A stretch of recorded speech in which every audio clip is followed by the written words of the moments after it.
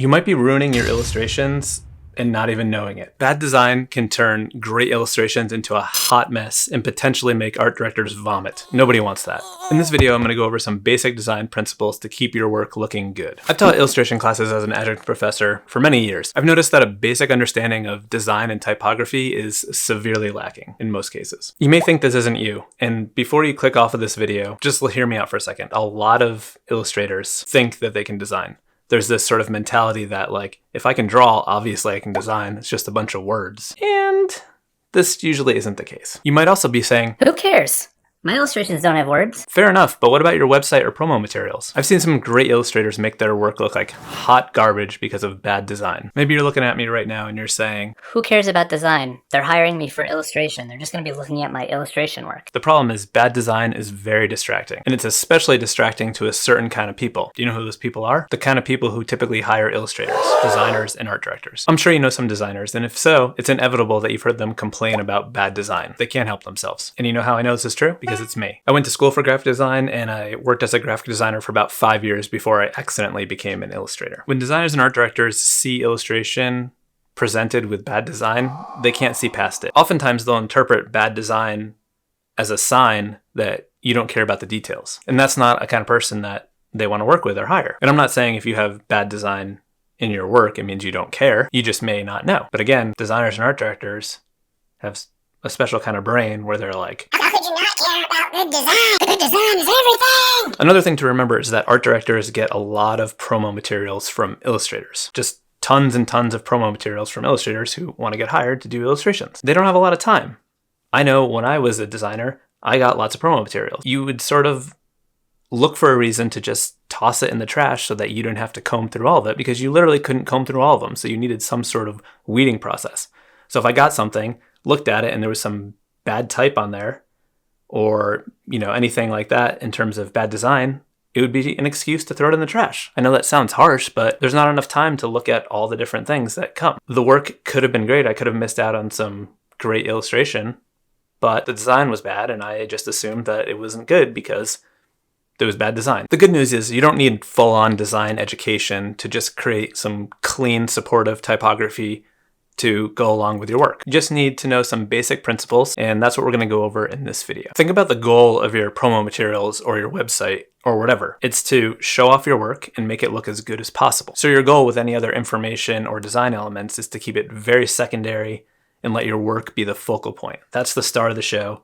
Everything else should take a step back and let your design live and breathe and dance for its audience. No part of the design should be distracting or pulling attention away from your illustration. Hey, if you stick around to the end, I'm going to give you some bonus tips to just impress the heck out of some art directors and designers. They're going to notice these things. A big mistake I often see is illustrators going to look for some font that looks handmade or artsy so that it pairs better with their work. But here's the thing. You're not trying to make your type and design look like it's part of your illustration. You're creating something to showcase your illustration on its own. The illustration is the star of the show. The design is a separate thing, secondary, clean presentation. You're not making a design that feels like it's your illustration, because that changes the illustration. The illustration's already done. We're working on the design now. We're working on showing it off.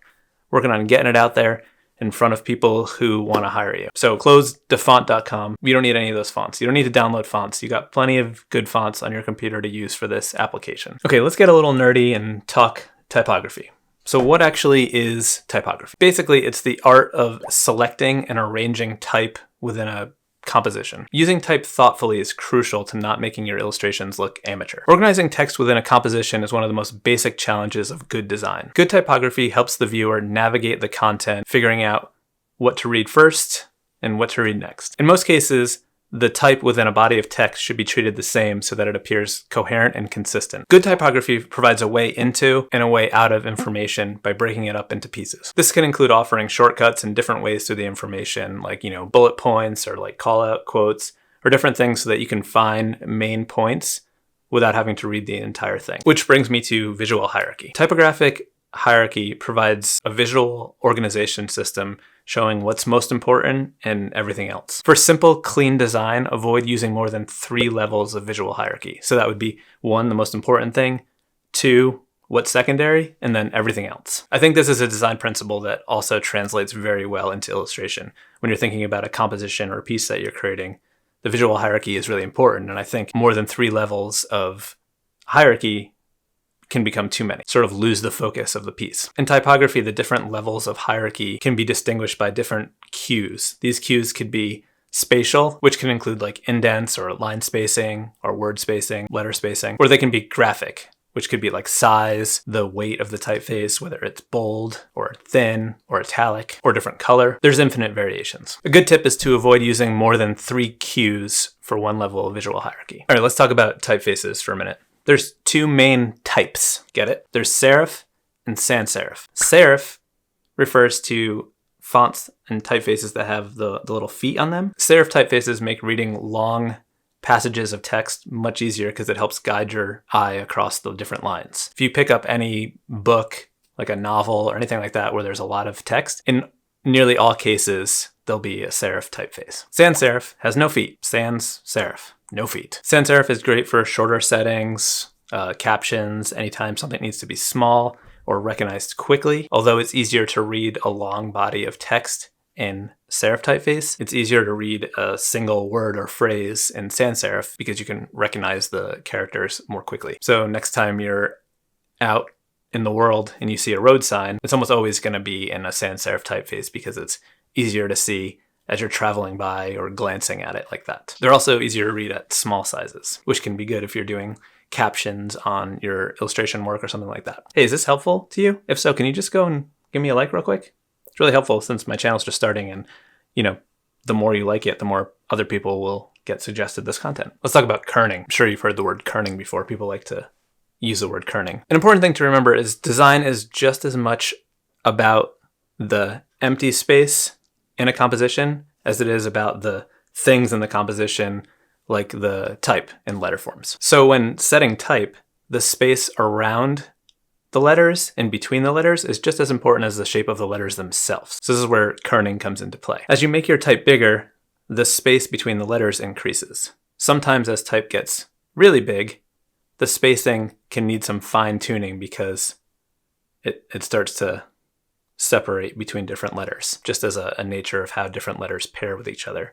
That's not noticeable when it's small. When working with larger set type, designers will often fine-tune the space between individual letters. That's kerning. People will often say, oh, this has some tight kerning if all the letters are close to each other. That's about the letter spacing, not the kerning. Kerning is when you're adjusting between individual letters. For example, here, you'll notice when fart gets really big, the space between the A and the R becomes further apart. So a designer would say, hey, that looks bad when it's really big. Let me fine-tune this fart.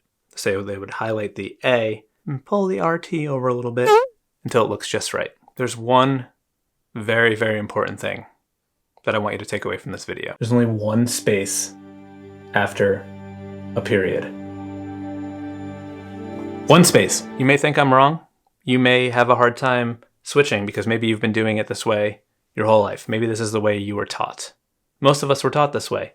I'll tell you in a minute why they were taught this way, but it's wrong. I want you to know this because designers care about this more than anyone else in the world. And as an illustrator, you'll be working with designers who will be hiring you to do illustrations. And you'll be emailing back and forth. If you're putting extra spaces after periods, they're going to be judging you. Gross. They're going to be judging you hard. We can't help it. I haven't been a graphic designer for over 12 years, and I can see 2 spaces after a period a mile away. 5 emails in the future, I can see it coming. Doesn't make any sense, but listen. I'm going to give you a quick history lesson. Before computers, this is how long ago we're getting. We're going way far back. There were typewriters. I'm sure you've seen them in some TikTok video with someone typing for vibes. Because it was just a mechanical machine, there wasn't good control over spacing, so the period had as much space as the letters, and a period is very small. So when you typed a period and then started typing again, the letters would be too close to the other letters and there would be no separation. But once we invented computers, like one of the first things that was done was when type was set, extra space was allocated for punctuation. So we literally have not needed to add in an extra space after a period since the 80s. And people are still doing it. All right, let's talk about some quick tips for when you are designing something. Limit your typeface selection to 2. If you're unsure, stick with 1. When in doubt, choose something classic. I think for supportive type, for descriptions on a website or a promo piece, something simple and sans serif can be great for that kind of thing. There's a reason why Helvetica is everywhere. When you choose a typeface, try to pick one that has multiple styles within the family, like bold, italic, light, bold italic. The more, the merrier. Another thing that helps keep things nice and clean is to place your type consistently throughout whatever you're working on. For example, if there's multiple pages in something, like if you're designing a promo piece or on your website or something like that, or you're designing like thumbnails, place the type in the same spot each time, and then when they're all together, it'll look clean and well thought out and won't be distracting. So if the type is moving all over the place and changing size, then people are going to notice that. And remember, we want them to notice the work and not the type. And then speaking of placement, it's really smart to use guides when you're designing things. That way you can align things nicely. If you have type on the top and then type on the bottom, you can use a guide to make sure they line on the same line. I said line a bunch of times. You just want to be consistent, have some sort of visual relation between information so that it looks well planned and well thought out. Make sure you allow space around your type. One other issue that I see happen often when people are designing on the computer is they'll put their type too close to the edge of the document because you've got all this screen real estate over there, so it doesn't look that tight. But when this is actually printed, there'll be very little room and it may even get cut off. If you're making something that's going to be a printed piece that someone's going to look at, maybe consider leaving enough space for their finger on the sides of the document before your type starts so they aren't having to move their hand to read any information that's there. Also, give your illustration some breathing room. Don't have the type like right up butted against it. Give some space. Give a little force field of space around your artwork. And then another thing you can do to keep the type subtle and subdued is to maybe consider using gray instead of black. Especially if you have lighter illustration work and there's not a ton of dark colors in it, black type can really stand out. So consider gray or even a color, a subtle color. Again, we want the type to be secondary. We don't want it to distract from your artwork. All right, so if you're still here, I promise some type nerd impressing tips that you can use to just really show that you pay attention to details and really impress a designer or art director who might want to work with you. First one is dashes. There's 3 different kinds of dashes. Did you know that? It's not just one dash for everything. When you hit the dash button on your keyboard, that's just called a dash. So the only time you're supposed to be using a regular dash is when you're connecting 2 words that are intimately related, like 2/3. I can't think of any other examples right now, but you get the point. The second kind of dash is an en dash, en dash. This dash is a little bit longer than a regular dash. So the en dash is used to connect things that are related to each other through space or time, like a range of dates or a range of numbers. And then the third kind of dash is called an em dash, em. An em dash is used to distinguish an additional thought within a sentence. If you're someone like me with ADHD, the em dash is something that you use all the time.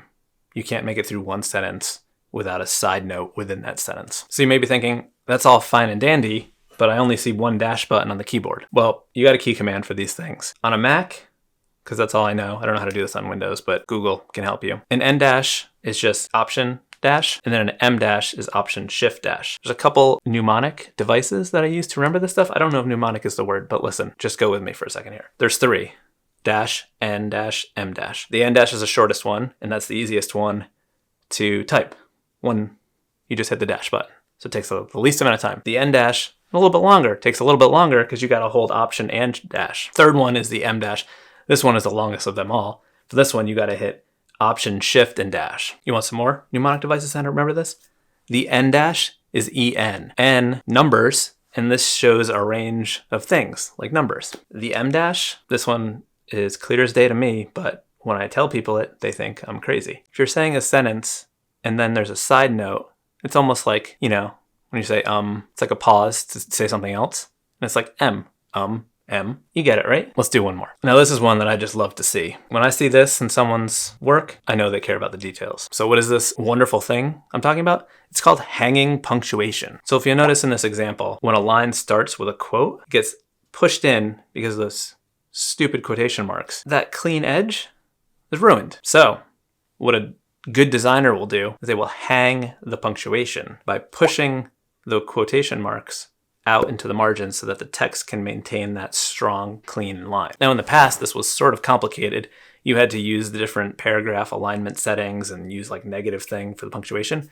But all the Adobe programs make this super easy right now. So in Illustrator and Photoshop, which is probably the one you'll be using the most for this kind of thing, when you highlight the text, you go into your paragraph window and you'll see an option for Roman hanging punctuation. And when you select that, it'll automatically do it for you. You don't have to do anything else. If you're using InDesign, there's a tab within the type settings called Story. I don't know why it's called Story, but if you click Story, it'll automatically do it. And there's some fine tuning there if you need to adjust it for different typefaces. All right, I hope you found this helpful. If you did, if you're still here and you're watching this to the very end, you are a great person who really cares about design. Have you considered becoming a member of my channel? Because I just started offering memberships. All right, don't ruin your illustrations with bad design. Good talk.